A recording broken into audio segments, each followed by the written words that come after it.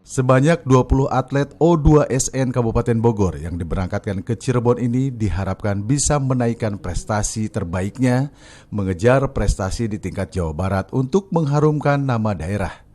Hal ini dikatakan PLT Kadispora Kabupaten Bogor Aman Muslihat Nur usai melepas kontingen O2SN di halaman kantor Dispora. PLT Kadispora Kabupaten Bogor menyebutkan jika siswa yang terpilih memperkuat kontingen Bumi Tegar Beriman adalah para atlet terpilih hasil seleksi yang sangat ketat. Selain itu, para atlet terpilih ini nantinya diharapkan bisa masuk ke Pusat Pelatihan Olahraga Pelajar Mahasiswa PPOM Kabupaten Bogor. Ini juga sebagai upaya Pemkab Bogor membentuk atlet handal yang nantinya menjadi andalan Kabupaten Bogor di setiap event.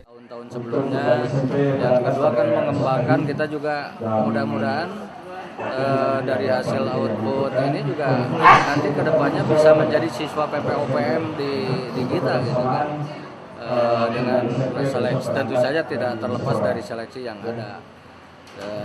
Yang jelas adalah mengejar prestasi untuk event di tingkat Jabar, mudah-mudahan Bogor mendapat meraihkan prestasi baik lah itu.